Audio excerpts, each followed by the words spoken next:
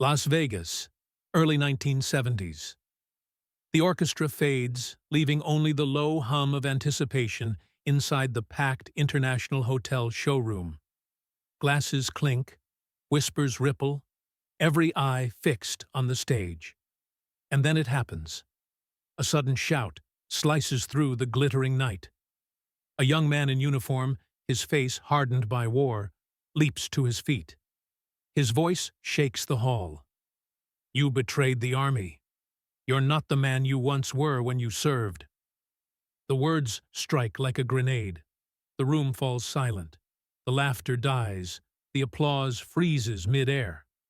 No one expected this, least of all Elvis Presley himself, standing in the spotlight, rhinestones flashing under the glare.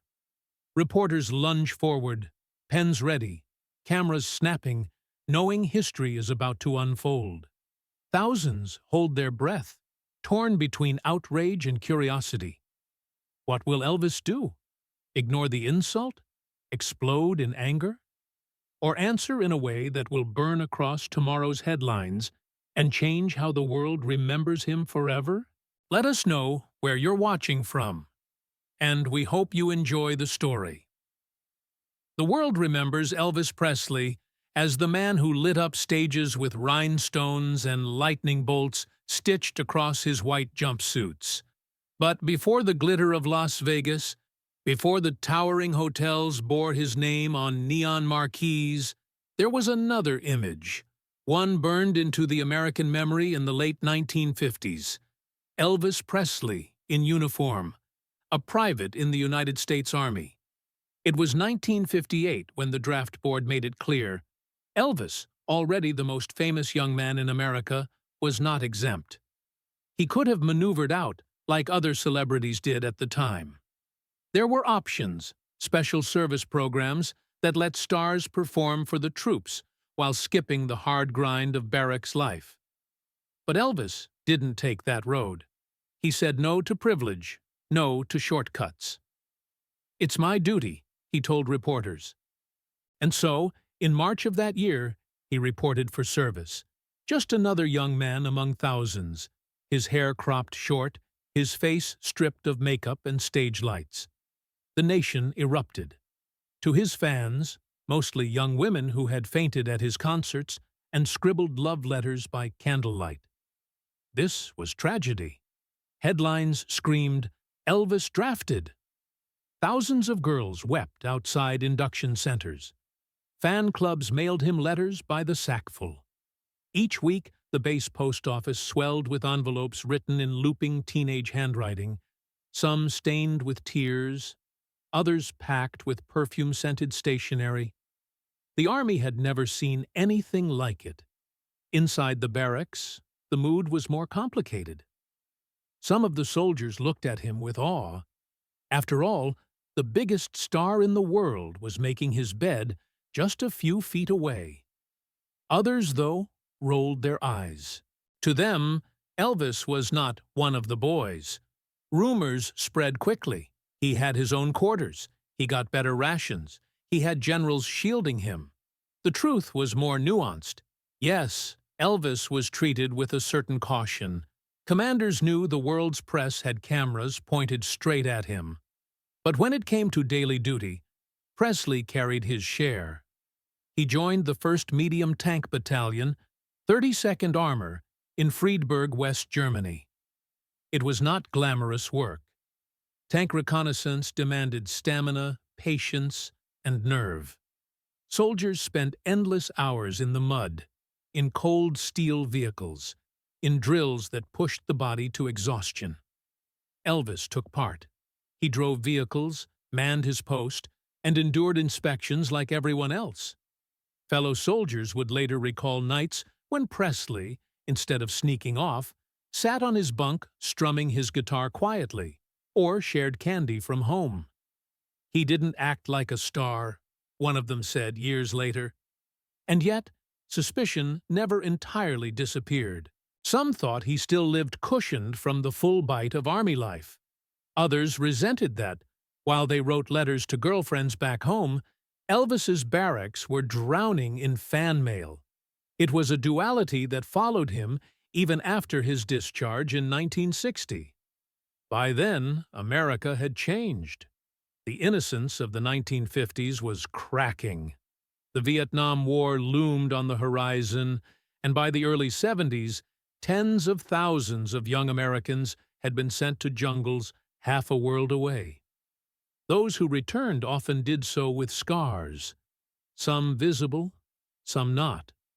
They came back into a country where civilians protested the very war they had fought.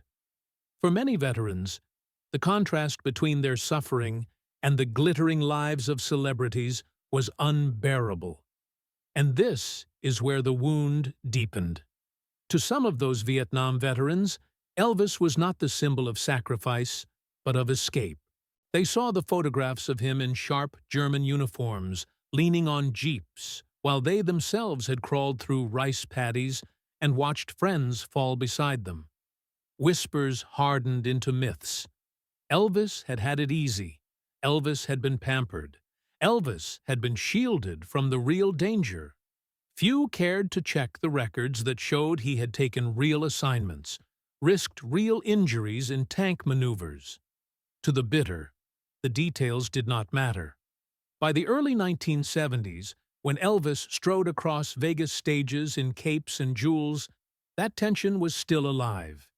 He remained the king to millions, but among a smaller, angrier crowd of veterans, he was the star who never bled. It was not personal hatred so much as a clash of symbols. He represented a version of America that many felt had abandoned them. That is why, on that unforgettable night in Las Vegas, when the music was pounding and the champagne was flowing, the shout that tore across the room was not just drunken heckling. It was the echo of years of resentment, born on the battlefields of Southeast Asia and nurtured in the restless bars back home. It was the voice of a young soldier who had seen too much, carried too much, and who, staring at Elvis Presley, in his shimmering costume, could no longer stay silent. The moment wasn't random. It was destiny, a collision of past and present, of duty and fame, of one man's service in Germany and another's survival in Vietnam. The shout was not aimed only at Elvis the singer, but at Elvis the soldier, Elvis the American, Elvis the man who had once worn the same uniform, but whose journey had turned down a very different road.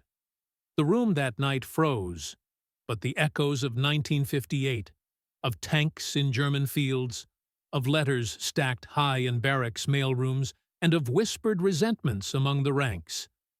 Those echoes explained why a single voice could cut through an entire orchestra and bring a king to a halt. Las Vegas in the early 1970s was a city that never slept. But when Elvis Presley stepped onto the stage at the Hilton showroom, time itself seemed to pause.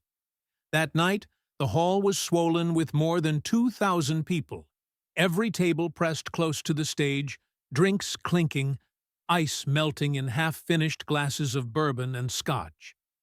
The casino floor outside rattled with slot machines, but here, inside this room, the only sound that mattered was the anticipation of his first note. The audience was a tapestry of America itself. Generals in crisp uniforms seated next to Hollywood producers, oil tycoons shoulder to shoulder with young women in sequined dresses, journalists scribbling in their notepads while trying not to spill martinis. Reporters knew Elvis' shows were never ordinary. Even if the set list had been the same, his presence changed the air. He wasn't just a performer anymore. He was a myth, living and breathing in front of them. The band was sharp that night, the full orchestra swelling behind him, brass gleaming beneath the stage lights. When he strode out, the room exploded. He wore the iconic white jumpsuit studded with blue and silver stones, its cape glittering under the spotlights. At 40, his face carried more weight than in the years of rockabilly rebellion, but his voice had deepened, stronger, richer, layered with experience. Every eye followed him as he launched into his opening number, his hips still carrying that dangerous swing, his hand curled tightly around the microphone. For 40 minutes, the performance soared.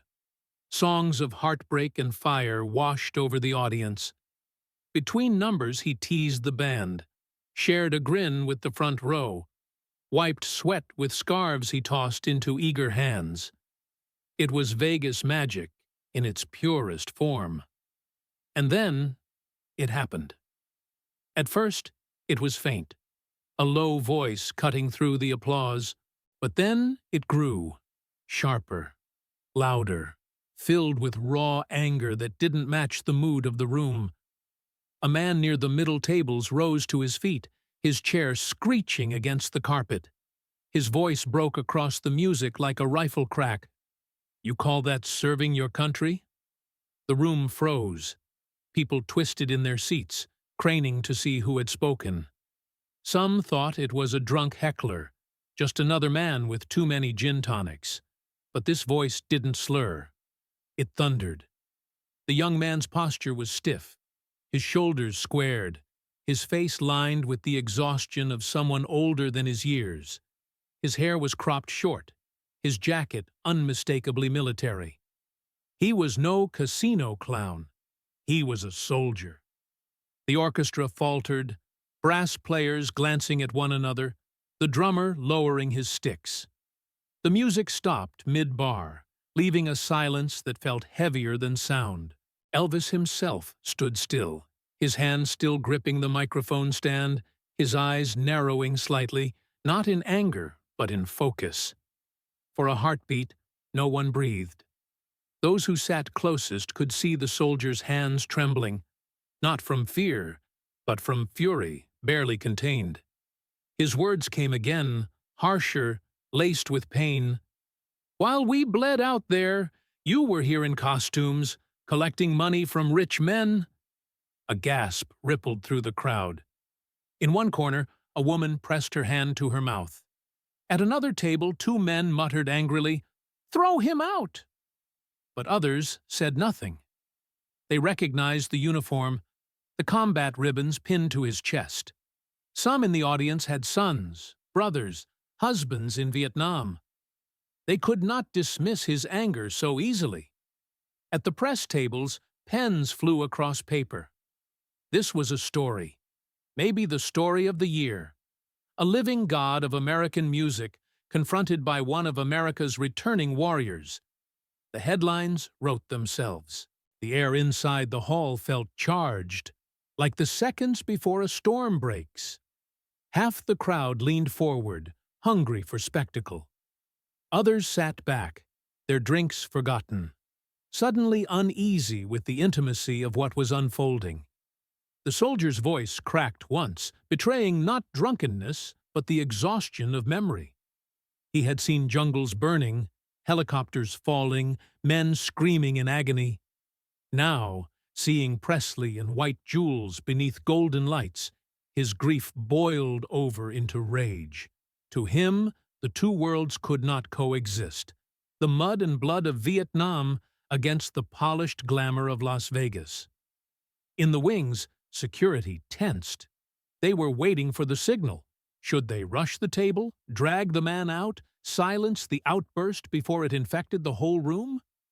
But Elvis lifted a hand slightly, not to command, but to pause. He had not spoken yet. He was studying the man with the same intensity he once brought to a microphone. The silence stretched on, long enough for unease to creep through the crowd. A woman in pearls whispered, "Is this part of the show?" No one answered. What electrified the moment was that everyone knew it wasn't. This was no scripted drama, no staged scandal. This was real, unscripted, dangerous in its honesty.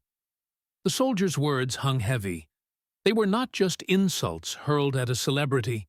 They carried the weight of a generation's disillusionment. The audience knew it. Elvis knew it. And above all, the soldier himself knew it, his face taut with the need to be heard in a world that had stopped listening. The room had transformed from a showroom into an arena of judgment. Would Elvis fight back? Would he lash out, demand the man be thrown into the night? Or would he turn away, ignoring the pain, hiding behind the mask of entertainment?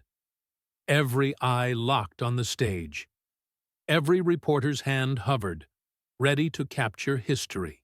Elvis adjusted the microphone slowly, his movements deliberate, his gaze never leaving the soldier. The crowd leaned in as if one breath away from collapse. The king was about to answer. For a long instant, Elvis did not move. The white lights caught the shimmer of his jumpsuit, the rhinestones sending small bursts of color across the stage. But his body was still, his face unreadable. The soldier's words still echoed in the air, vibrating inside the silence like the final ring of a church bell.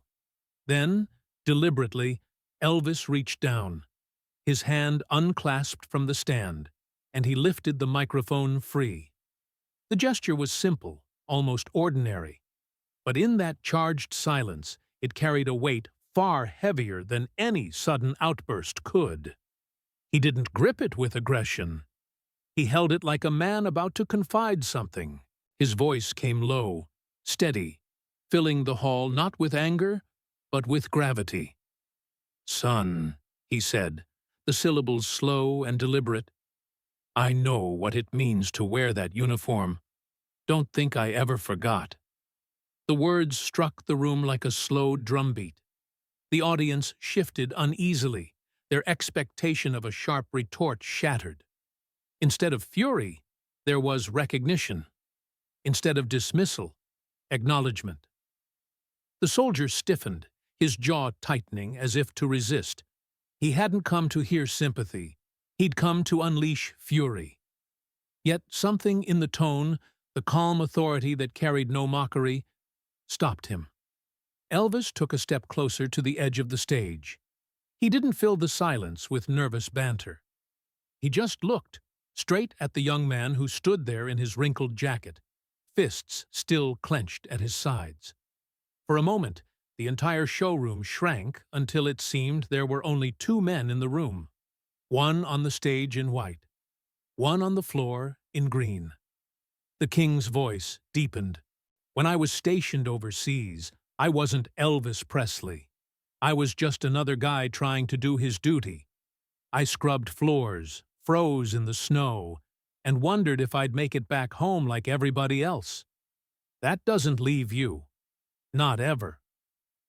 The silence changed. A different kind of stillness now hovered. A stunned kind, filled with people realizing they had just witnessed something raw, not rehearsed. The soldier blinked, momentarily thrown off balance. His chest rose and fell, as if he were steadying himself for another attack. But the anger had met resistance it did not expect. Not defiance, not dismissal, but a reminder that this man had once been like him. Elvis's hand trembled slightly as he lowered the microphone. He wasn't finished. His eyes softened, though his jaw stayed firm. "You think it's easy up here?"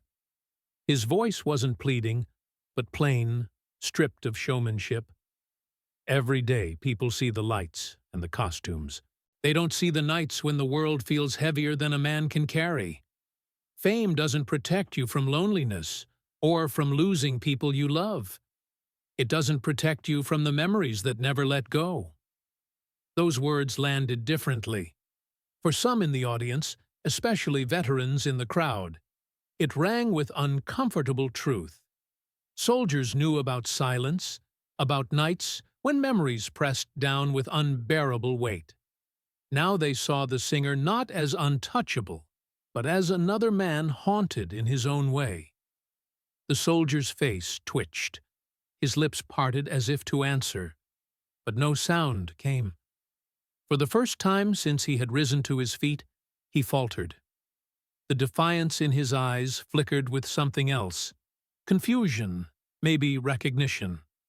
Elvis, sensing the fragile shift, nodded subtly to the orchestra. The band leader, bewildered, raised his baton, but Elvis didn't request a hit single or a crowd pleaser.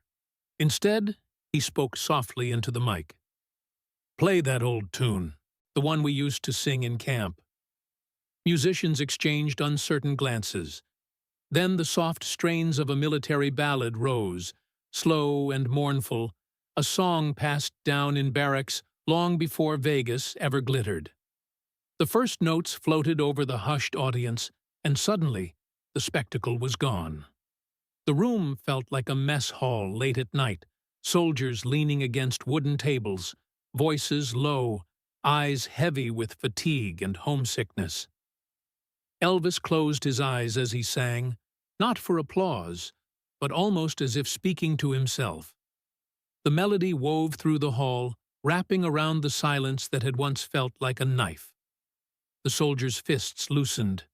His lips pressed tight, but his eyes betrayed him. Wetness glimmered where rage had lived only moments earlier. By the second verse, the young man sank back into his chair. He was no longer shouting.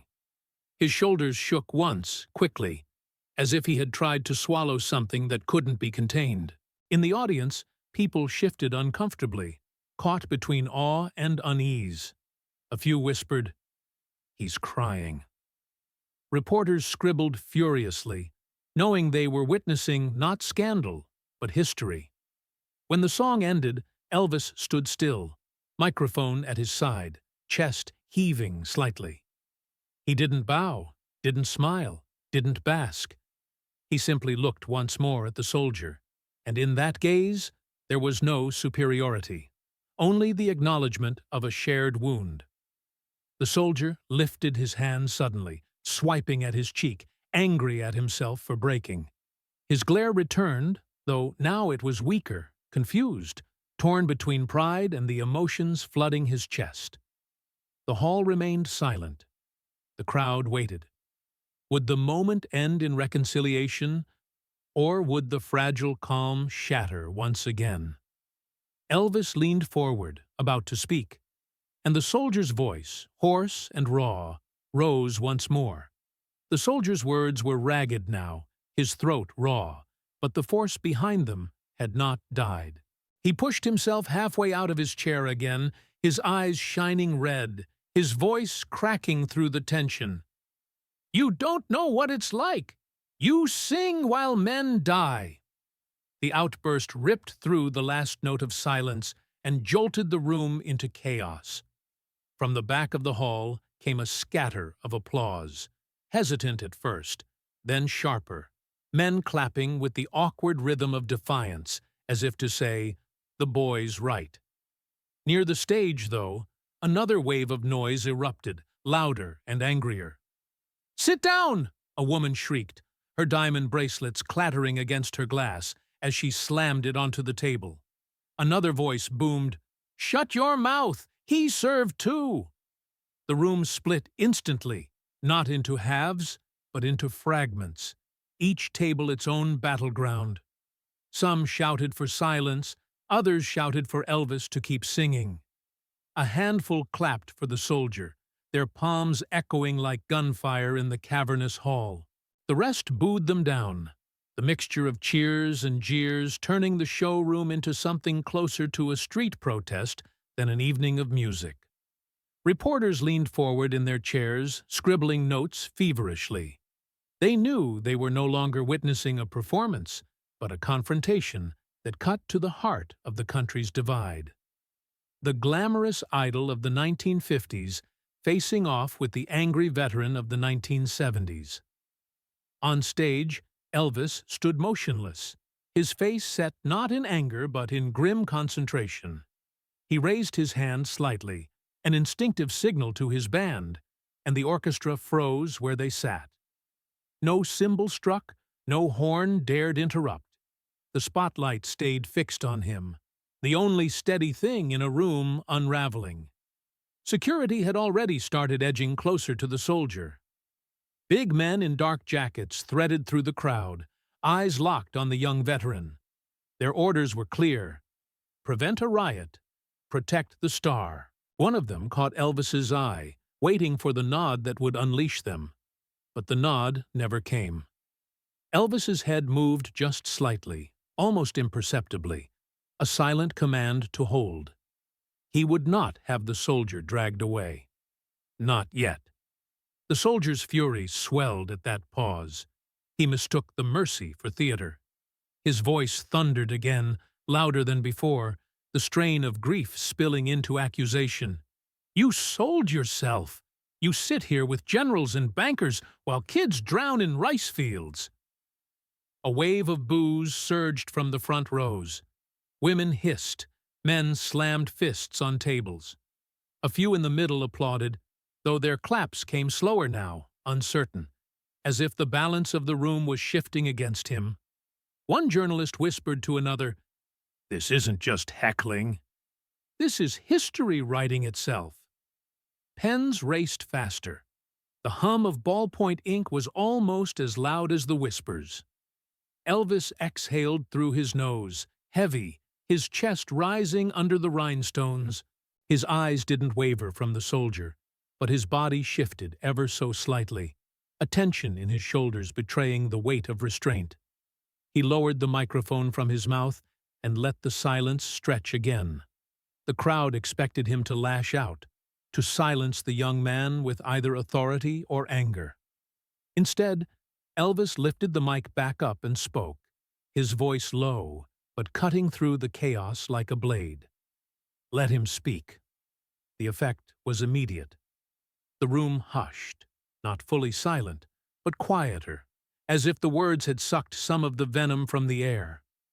Security froze mid-step. A woman gasped audibly. The soldier blinked, startled that he'd been granted permission rather than punishment. But Elvis's choice unsettled others.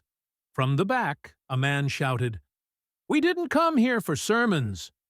Another voice, sharper, barked, "Sing, Presley, sing!" A swell of agreement followed, voices rising in frustration, demanding entertainment instead of confrontation. It became a duel of noise, applause, boos, cries of loyalty, cries of resentment. The Hilton showroom, built for glitz and smooth spectacle, had turned into a boiling cauldron of America's fractures. The soldier seized the pause to hurl more words, his voice breaking under strain. "You can't understand. You never bled in the mud." The line cut deep, harsher than all before. Even those who had booed fell quiet, the accusation striking like a blade. The phrase, "never bled," carried more than anger. It carried the raw resentment of an entire generation that felt forgotten. Eyes darted to Elvis. Would he crumble? Would he snap? Instead, he raised one hand slowly toward the soldier, palm open. Not to silence, not to strike, but to hold the fragile moment. His voice, steady but edged with steel, carried across the divided room. "I won't hide behind music. Not tonight." The soldier's mouth twitched, unsure whether to spit another curse or fall silent. The crowd leaned forward collectively, hearts pounding, glasses untouched. What no one knew was whether the moment would end in reconciliation or collapse into chaos. Elvis had stopped the room once, twice, but now the tension had grown unbearable, the air too heavy to contain. All eyes fixed on the man in white, standing alone on that vast stage as he prepared his next move. For a moment, the crowd held its breath, waiting for Elvis to break the tension with a song, a quip, anything to restore the night to the glittering routine they had paid for. Instead, he did something no one expected. He moved, not toward the microphone, not back toward the safety of his band, but down, off the stage. The spotlight followed him instinctively as he descended the steps, his cape brushing the carpeted stairs, the rhinestones scattering sparks of light with every step. The orchestra sat frozen, instruments lowered in disbelief. A murmur rippled across the room as heads swiveled to track him. The Hilton showroom, built to keep stars high and unreachable, suddenly felt too small. He didn't hurry. His stride was steady, deliberate, the same rhythm he carried into his music, but stripped now of glamour. The audience shifted in their chairs as he passed, some reaching out as though to touch him, but their hands froze midway. Nobody wanted to break the spell. The soldier tensed as Elvis approached, his fists clenched again, his body half ready to fight or flee. His jaw quivered, caught between fury and confusion. The man he had accused from a distance was now close enough to look him directly in the eye. When Elvis reached him, he stopped. No microphone, no amplification. Just his voice, low enough that only those near could hear, though the whole room leaned forward, desperate to catch every syllable.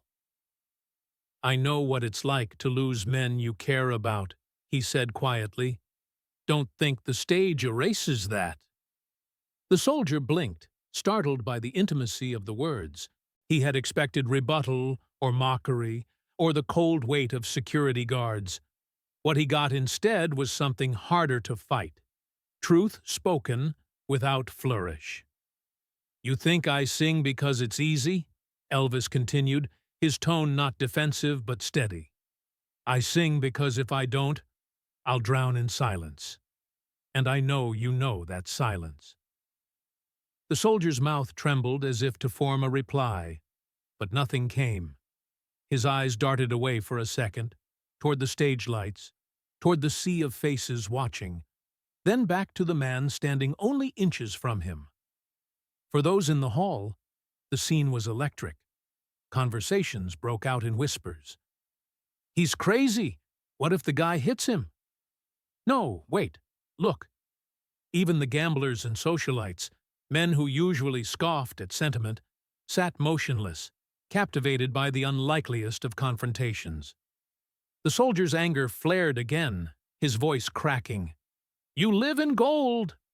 We live in mud." Elvis didn't flinch. "Gold doesn't keep you warm at night. Mud doesn't wash away in champagne. We both know that." The exchange was raw, stripped bare of showmanship. It wasn't entertainment anymore. It was survival, spoken in fragments between two men who understood pain in different languages. Then, from the shadows of the room, a voice pierced the air. A middle-aged man, face flushed from drink, shouted, "He served too! He's one of us!" The words carried across the silence, echoing against walls that had only minutes before trembled with music. The effect was immediate. A few scattered claps rose, hesitant but real. One woman stood halfway from her chair and cried out, "We love you, Elvis!" The ripple of support spread like a spark catching dry grass. The soldier's face shifted. His fury was still there, but something cracked beneath it. He swallowed hard, blinking against the sudden roar of voices that were no longer jeering but rallying. The room was no longer against Elvis. It was with him. At the press table, reporters exchanged stunned glances. They had come for another glittering Vegas spectacle, another round of scarves thrown into the crowd. What they were watching instead was closer to a courtroom or a battlefield. And Elvis was not just winning the crowd. He was reshaping the story entirely. The soldier sank back into his chair, slowly, his shoulders rigid. His eyes, though, never left Elvis. They burned with something fiercer than hatred now, conflict. The man looked less like an aggressor and more like someone staring into a mirror he had not expected to see. Elvis lingered 1 second longer, his hand resting lightly on the soldier's shoulder, not to comfort, but to ground the moment. Then he turned, walking back toward the stage. The spotlight followed him like an obedient servant, tracing the cape that dragged softly against the floor. When he stepped back up onto the stage, the hall erupted, not into chaos this time, but into applause. Not polite applause, but the kind that comes from people who know they have seen something they will never forget. Yet, for all the clapping, all the cheers, the soldier's silence still weighed heavy in the air. He sat hunched forward, his hands gripping the table, his knuckles white. His anger had not disappeared. It had been disarmed, unsettled, forced into reflection. For Elvis, that was enough. He didn't need the man's surrender. He needed his recognition. But what came next would not be words. Elvis turned to his band, nodding once, and gave a command that none of them expected. The music that would follow was not in the set list. It was something else entirely. The hall quieted again, bracing for what was about to unfold. The band was waiting for the signal, the usual tilt of the head, the familiar cue for the next hit in the set list. Instead, Elvis's hand moved in a slow arc, his finger pointing to the strings, then to the brass, a command without words. The orchestra members blinked, confused for a second, then realized what he was asking.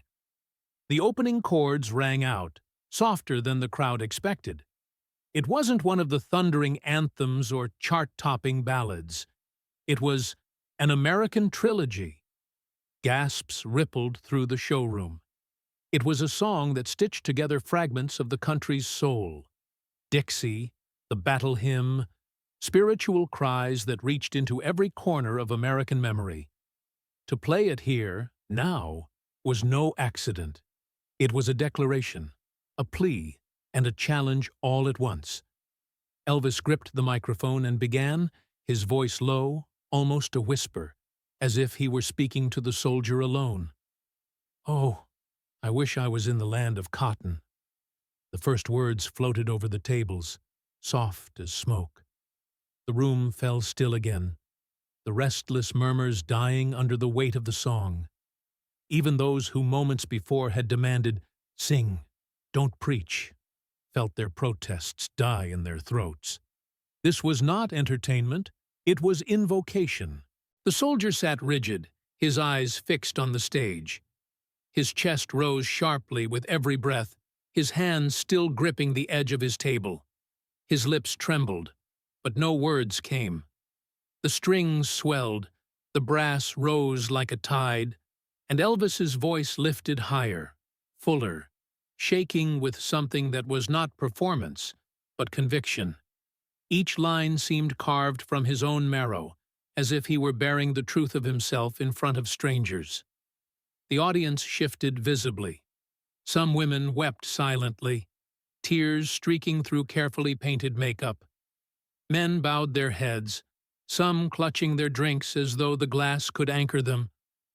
For veterans in the crowd, the song reached into wounds they hadn't touched in years. The camera lenses clicked furiously. Reporters leaned forward, capturing the moment frame by frame, their earlier cynicism replaced by awe. This was not a scandal anymore. It was a reckoning. As the verses climbed toward their climax, Elvis's voice cracked once, not from weakness, but from strain, the kind that comes when a man gives more of himself than he should. The note hung raw in the air, naked and unpolished, and for that very reason, it hit harder than perfection ever could. The soldier's face broke, his jaw clenched, but the tears he had fought so stubbornly spilled at last. They tracked down his cheeks in uneven lines, cutting through the dirt and sweat of his skin. He didn't hide them. He couldn't. By the time Elvis reached the final crescendo, his truth is marching on. The hall had transformed. Every person was standing, chairs scraping the carpet, as if compelled by something larger than themselves. Applause had not yet erupted. Instead, there was reverent silence, thousands of people frozen in awe as the final notes thundered like cannon fire across the room. Then came the eruption. The hall exploded into cheers, not the shallow cheers of gamblers entertained, but the roaring gratitude of witnesses to something unforgettable. People clapped until their hands burned, whistled until their throats ached, shouted until their voices broke. And in the middle of it all, the soldier rose to his feet. His face was wet, his shoulders shaking, his expression torn between shame and pride. He didn't speak. He didn't shout. He simply straightened his posture and lifted his hand to his brow in a sharp, deliberate salute. The sight stunned the hall into a new silence, deeper than applause. Even the reporters lowered their pens for a heartbeat. A single spotlight caught the moment.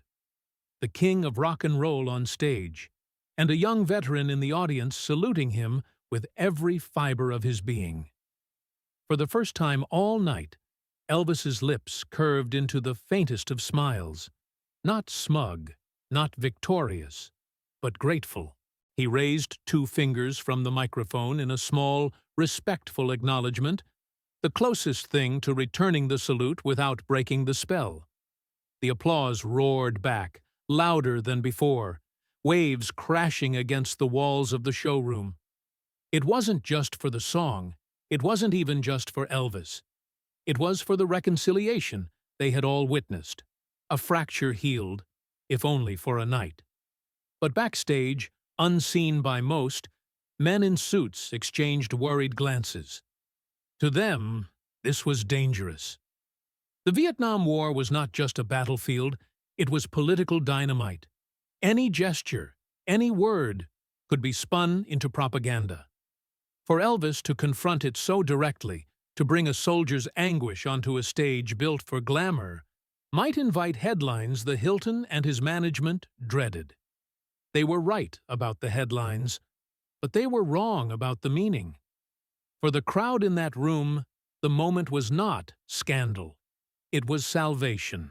And yet, as the cheers rolled on, as Elvis bowed slightly and stepped back, the question remained, what would happen when the stage lights dimmed? The reconciliation was real, but so was the risk. The ovation carried long after Elvis left the stage. The sound followed him down the narrow corridor, echoing through the cinder-block walls like distant thunder. Sweat clung to his temples, soaking into the collar of his jumpsuit. He pulled the cape from his shoulders and let it fall into the hands of a stagehand, too drained to care if the rhinestones scratched the floor. Backstage was nothing like the glowing showroom. The air smelled of cigarette smoke and hot wiring from amplifiers. Technicians whispered in clusters, their faces still pale from what they'd witnessed. It wasn't just a concert anymore. It was an eruption of something raw and unpredictable. In the small lounge just off the wings, Colonel Tom Parker paced like a man cornered. His cigar smoldered in his fist, ash scattering onto the carpet. "Elvis," he barked the moment Presley entered, "do you have any idea what you've just done?" Elvis wiped his brow with a towel, not answering immediately. His breathing was heavy, his chest still rising from the force he had poured into the song. "I did what needed doing," he said finally, his voice low. "What needed doing?" Parker's words snapped like a whip. "That soldier could have taken a swing at you. You think Hilton management is going to thank you for turning a Vegas showroom into a political rally? Tomorrow's papers will have you painted like some preacher." But Elvis didn't flinch. He sank into a chair, elbows on his knees, staring at the floor. His silence unsettled the room more than shouting would have. At the far end of the corridor, 2 security men appeared, one of them whispering to Parker. The soldier was still in the building. He hadn't stormed out after his salute. He had lingered in the hallway outside the dressing rooms, weeping quietly, refusing to leave. The guards wanted him gone. "Throw him out the back," Parker snapped. "Last thing we need is him running his mouth to the press." But Elvis raised his head. "No," he said sharply. His tone left no room for debate. "Bring him here." The air in the lounge tightened. Assistants exchanged glances. This was madness. What if the confrontation reignited? What if the man lost control? But no one dared challenge him. Minutes later, the soldier appeared in the doorway, flanked by guards. He looked smaller than he had in the showroom. His anger dimmed into exhaustion. His jacket hung loosely on his frame, his boots scuffed, his eyes swollen from tears he no longer tried to hide. The guards waited for Elvis's signal. Instead of dismissal, Elvis gestured to the chair opposite his own. "Sit," he said simply. The soldier hesitated, then lowered himself slowly into the seat. The room fell silent. Parker muttered curses under his breath and stormed out, slamming the door. Reporters in the hallway strained to catch fragments, though security pushed them back. For several minutes, neither man spoke. The only sounds were the distant hum of the band packing up their instruments and the muffled roar of the still cheering crowd outside. Finally, the soldier's voice cracked the silence.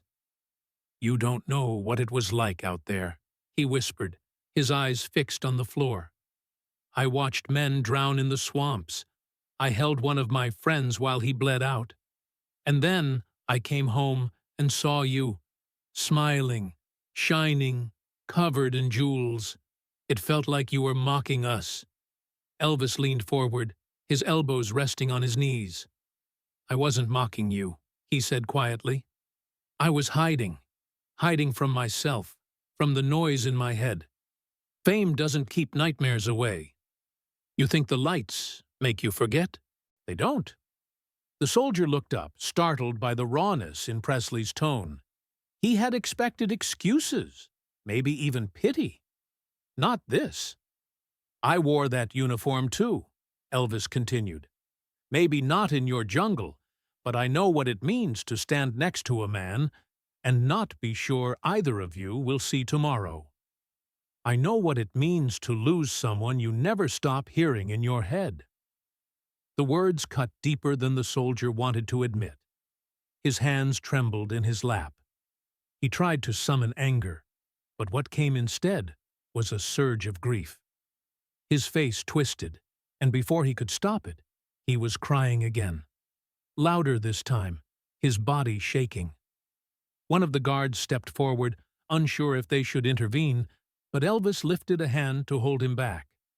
He reached to the small table beside him, took the white scarf he had worn on stage, still damp with sweat, and placed it gently into the soldier's hands.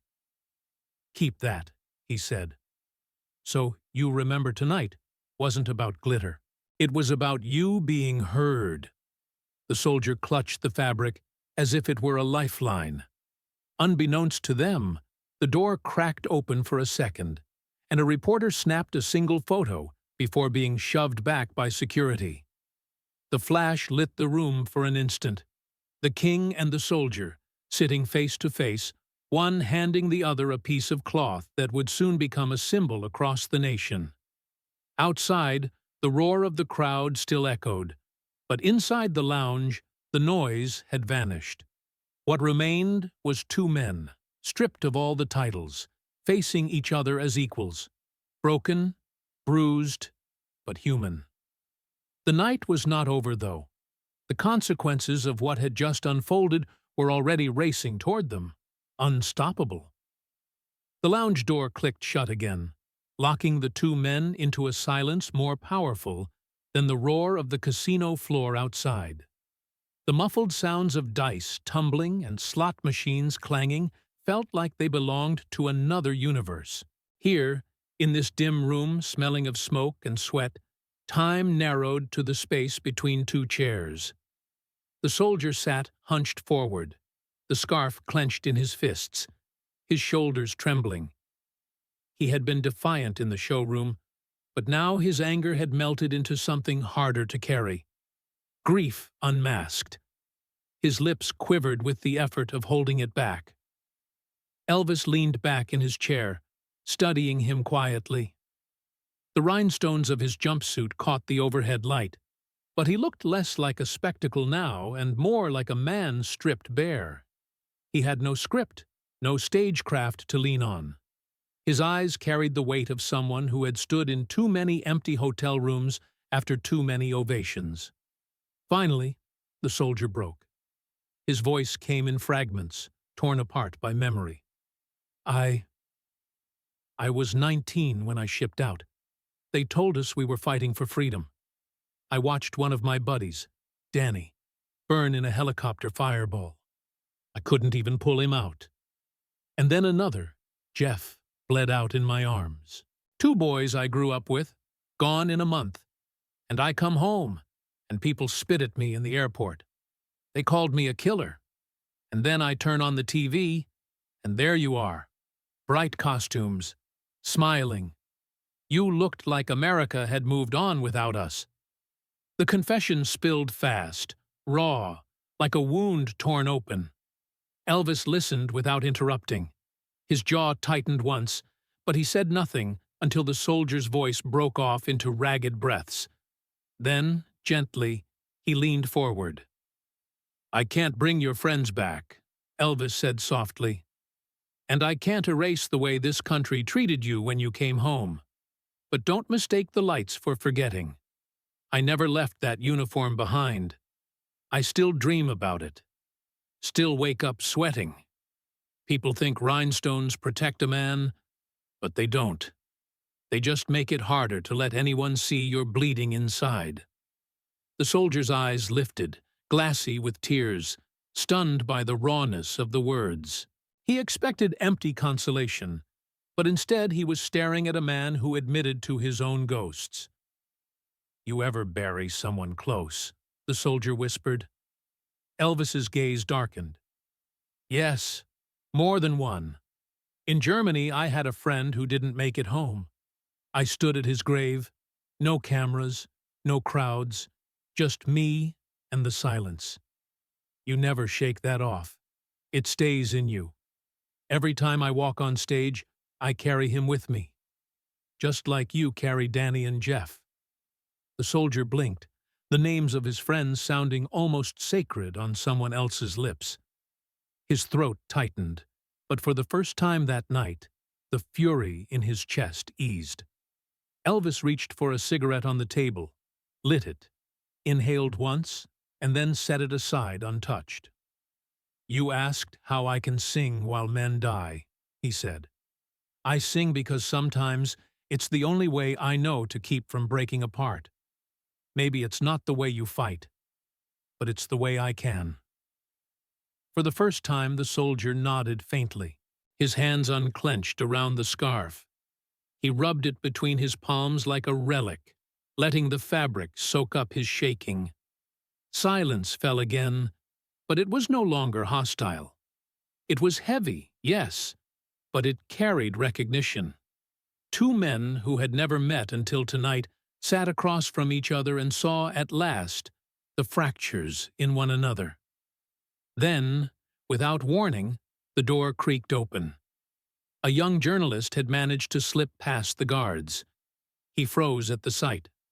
The soldier, red-eyed and trembling. Elvis, leaning forward with the exhaustion of truth.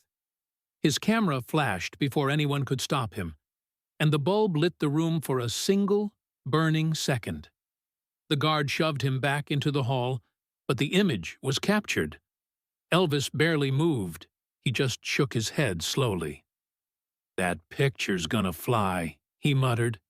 "And maybe it should." The soldier wiped his face with the back of his hand. "What if they twist it? What if they make me the fool?" Elvis leaned closer, his tone firm but calm. "Then let them. You spoke the truth tonight, and I answered with mine. That's all a man can do. If they call you a fool, you'll know better, and so will I." The soldier's eyes brimmed again, but this time it was not rage, it was release. He pressed the scarf to his face, inhaling the faint scent of sweat and cologne, and let out a shaky laugh through his tears. "Never thought I'd walk in here cursing you and leave holding this." Elvis smiled faintly, though it was tinged with sorrow. "Life's funny that way. Sometimes enemies meet and find out they were fighting the same battle all along." Outside the lounge, the casino roared on, gamblers pulling levers, champagne pouring, lives spinning forward untouched. But in this one room, history had taken shape. Not in fireworks, but in two men's voices, stripped of everything except truth. The soldier leaned back, spent, the scarf resting in his lap. Elvis sat across from him, exhausted too, but steadier now, as though a burden had shifted off his shoulders. Neither of them knew it yet, but the photo snapped in that stolen moment would sweep across the country, turning the night into legend. And tomorrow, the world would see not just a star in rhinestones or a soldier in fatigue, but two men who, against all odds, found a fragment of peace in the middle of a war-torn America. The morning after, America woke to headlines that seemed almost too dramatic to believe. Newspapers across the country splashed photographs of Elvis Presley in his jeweled jumpsuit facing a young soldier in uniform. Some shots showed the soldier saluting. Others, taken by that daring journalist who had slipped past security, caught the moment in the dressing room. Two men seated opposite one another, the soldier clutching a scarf like a lifeline. Elvis leaning toward him, his eyes heavy with empathy. The captions varied. The king and the soldier. Presley confronted. Presley listened. Vegas night becomes moment of healing. Not all the coverage was kind. Some columnists sneered that Elvis had turned his show into theater, manipulating sentiment for applause. Others warned that he had crossed into political territory, a minefield for a man whose career thrived on universal appeal. But those voices were drowned beneath the tidal wave of reaction from ordinary readers. Letters poured into Hilton management, into radio stations, into Presley's fan clubs. Veterans wrote from hospital beds, saying that for the first time they felt seen, not ignored. Widows wrote that they had cried as they read the soldier's words in print, because their own grief had sounded just like his.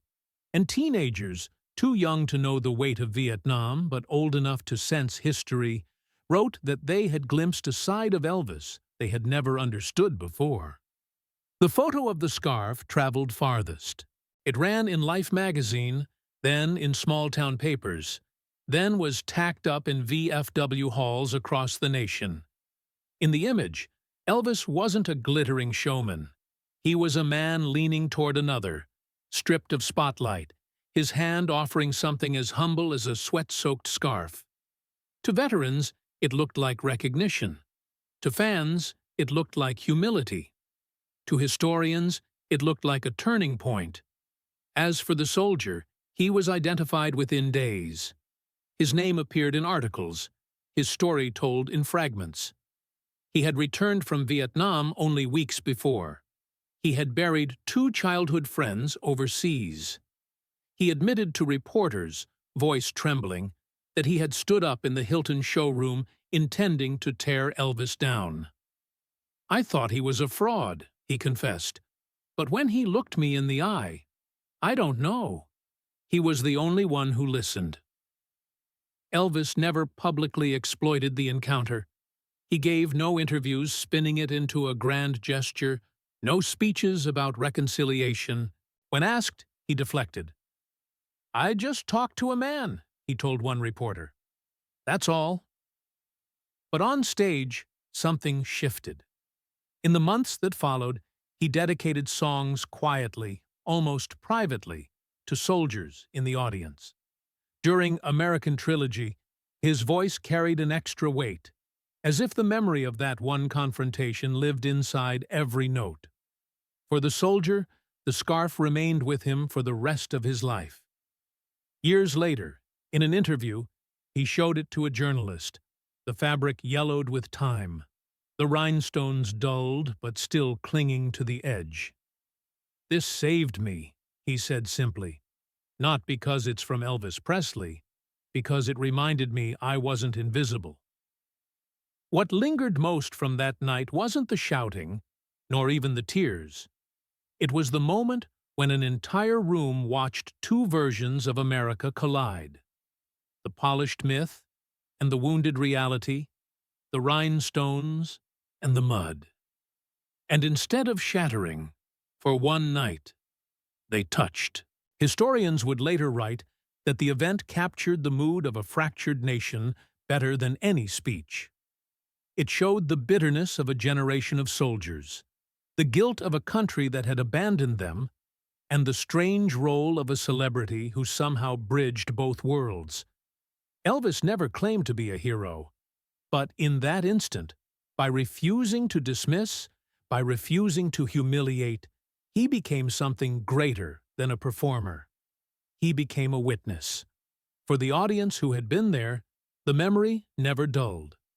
Some would recall the electricity of the silence, the way glasses froze in midair, the way even the cynical reporters put down their pens at the climax of the song.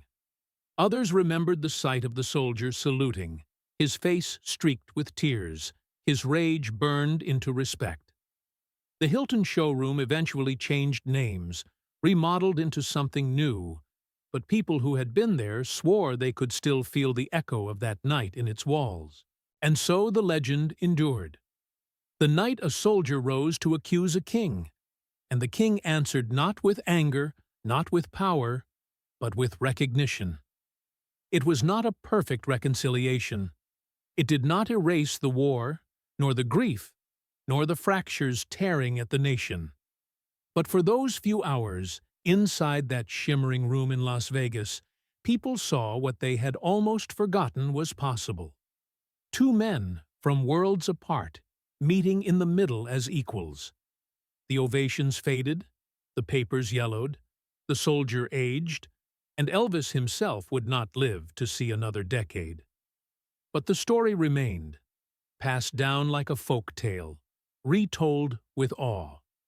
Because in a country drowning in division, one night in Vegas had offered a glimpse of something rare and fleeting: grace.